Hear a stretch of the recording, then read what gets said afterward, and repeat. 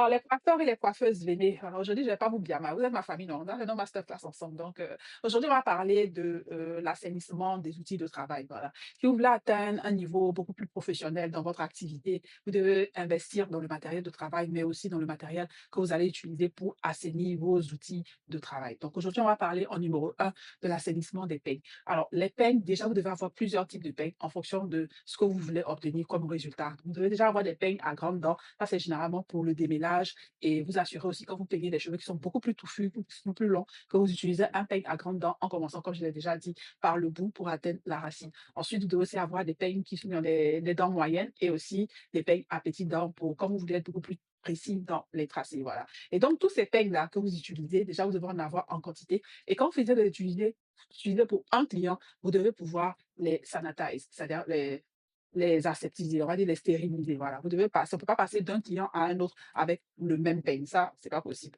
Vous le mettez de côté. Ne le gardez pas au milieu de vos peignes. Puis après, vous ne savez pas c'est lequel vous aviez utilisé préalablement. Vous le mettez de côté quand vous utilisez un client pour un client. Donc, vous accumulez, si vous voulez, quelques peignes que vous avez utilisés pour des clients. Vous les lavez. Donc, vous enlevez d'abord les cheveux à l'intérieur. Vous les lavez avec de l'eau chaude et du savon. Et ensuite, vous les mettez dans un stérilisateur UV idéalement. Si vous ne l'avez pas, vous pouvez utiliser il y a des genres de barbicides, genre les eaux bleues qui sanitisent les produits, les outils de travail comme les peignes. Voilà, vous les mettez dedans et puis vous fermez, vous laissez le temps réglementaire. Vous faites le dosage comme il faut, comme ce qui est indiqué sur le document avant de faire le mélange et vous le laissez là-dedans. Voilà. Donc, stérilisez tous les peignes avant de pouvoir les utiliser sur un prochain client et en ayez plusieurs. En deuxième point, je dirais le changement des capes. Les capes qu'on met sur les clients en général pour les coiffer, sachez qu'il y a les cheveux qui tombent dessus, il y en a qui ont des pellicules, donc il y a des bactéries et autres qui tombent sur la cape.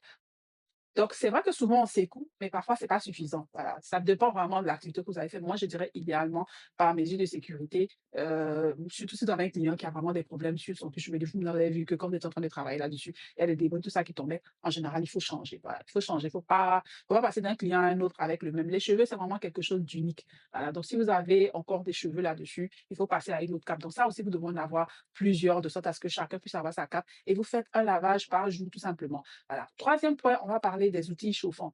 Voilà, notamment les lisseurs à cheveux. Voilà, les lisseurs à cheveux, les blow dryers, donc les séchoirs à cheveux, donc les peignes chauffants, vraiment tout ce qui est outils chauffants. Voilà. En général, il faut pouvoir les sanitiser, on va dire les nettoyer et les stériliser. Vous n'allez pas les passer peut-être à l'UV, mais ce que vous faites, vous utilisez en fait des lingettes qui ont de l'alcool et vous nettoyez là-dessus avant de pouvoir utiliser ça pour un autre client. Comme je l'ai dit, les cheveux, ça vraiment quelque chose d'unique, donc il est mieux de ne pas mélanger les cheveux des clients les uns avec ceux des autres. Voilà. Et enfin, le quatrième élément, et c'est en fait stériliser les chaises. Vous voyez les chaises comme ça, les gens s'asseyent dedans, mais il y a beaucoup de choses, hein. Il y a beaucoup de choses qui se passent dans les chaises, hein. Donc, commencez déjà, il y a des sprays stérilisants, là, les sprays qui sanitisent. Tu sprays ça, tu prends comment on appelle, les sopalins et tu nettoies proprement parce que il y a beaucoup de choses qui sont passées dessus. Il y a beaucoup de choses sur les bordures aussi qui tombent et tout ça. Donc, c'est important de stériliser de sorte à ce que les gens ne se chopent pas en fait des infections, des maladies quand ils viennent chez vous. Votre salon doit être propre et bien sûr, je dirais en volume, assurez-vous de nettoyer le sol. Quand vous avez un outil qui tombe, ayez toujours à portée de main des lingettes que vous allez prendre pour nettoyer le peigne en question. Si vous ne pouvez pas le changer immédiatement, ayez toujours des lingettes désinfectantes pour pouvoir nettoyer votre matériel de travail. Voilà. Donc, ce que j'ai dit là, c'est intéressant. Donc, pensez à ça et vous allez voir que votre clientèle va se rendre compte que votre salon de coiffure est beaucoup plus très, très professionnel. Ça va ajouter une note de professionnalisme à votre salon de coiffure.